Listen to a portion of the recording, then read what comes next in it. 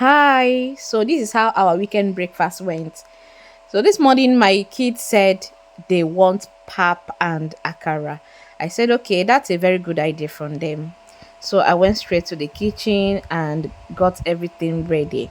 I'm making this voiceover to also explain the procedure on how to make your homemade akara. This is for those who might also wish to learn on how to make homemade akara in a very fast way. So I remember while growing up that when I remember that we have to make moi moi, or basically normally then was moi moi normally, because street akara wasn't that scarce as these days now. It's so funny that you get to a street, you don't even see one single person selling akara. So it wasn't like that while we were growing up, right? So I remember when we hear the word moi moi that very time, the next thing that comes to our head is how the time the beans washing would take. Yes. So but with this process I took, believe me, it doesn't take time at all to wash your beans. Ever since I learned this process, I know a lot of persons have as well learned this process. So if you've not, please start trying it, start washing your beans this way. Now what do you do? For me, I measured out 2.5 cup of beans because it's just me and the kids that will eat the akara. And then I soaked it with water for like 15 to 20 minutes. Then I poured it into my blender, poured water to be a little bit above the beans in the blender.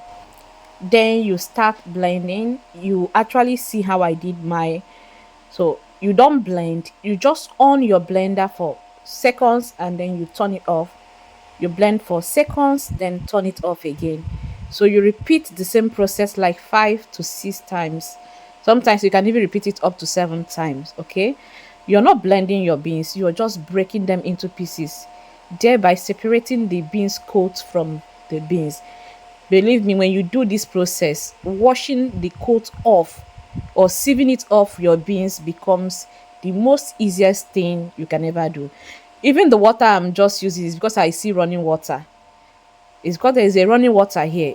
Believe me, you can even use just one time water to keep sieving and sieving, and then you see your beans clean. Then you can now rinse your beans with a more clean water. This process is as easy as anything. So after then, we'll go off to blending our beans and get it ready for frying. For your pepper and your onion, you add to your desired taste. I'm making for the kids, though I like pepper.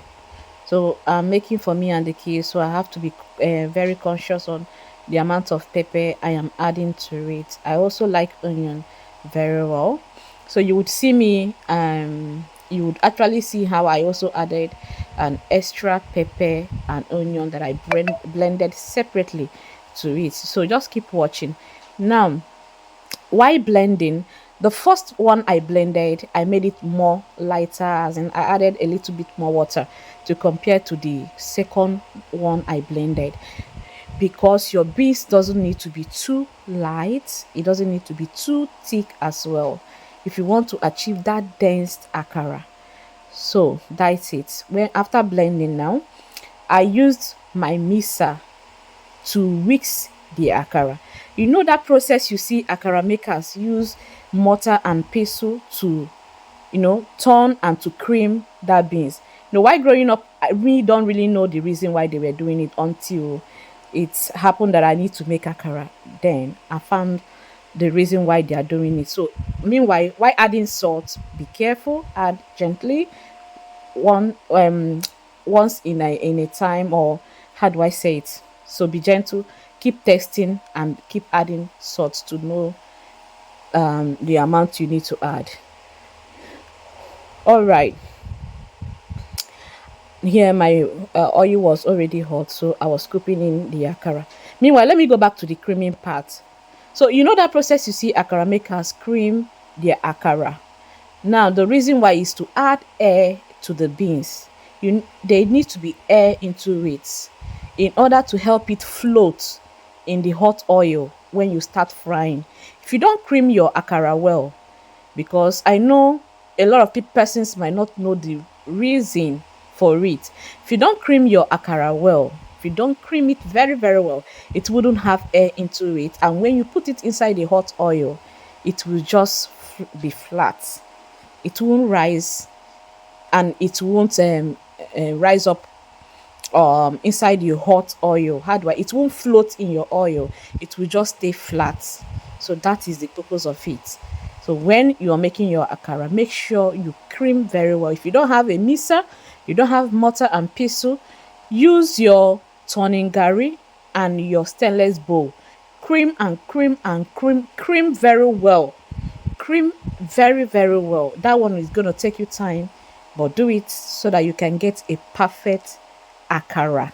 Forgot to say something. While blending, make sure that you blend very, very well. There is no lump or seed or beans in it. And before you fry, make sure your oil is hot, but not excessively hot before you scoop in. And after your first frying, you have to reduce your fire, like reduce it very well before you now scoop in the second akara, so that the second akara don't end up being cooked outside but uncooked inside, like half done inside it. Yes. So when you, after scooping in, then you can now gently and then high the fire, but don't use a high heat to scoop in the second batch of akara. Yep. All right, so this was it. All right, my beautiful people, that was how I was able to save the day as a mother. Please leave a kind comment for me in the comment section, and see you in our next video. Bye.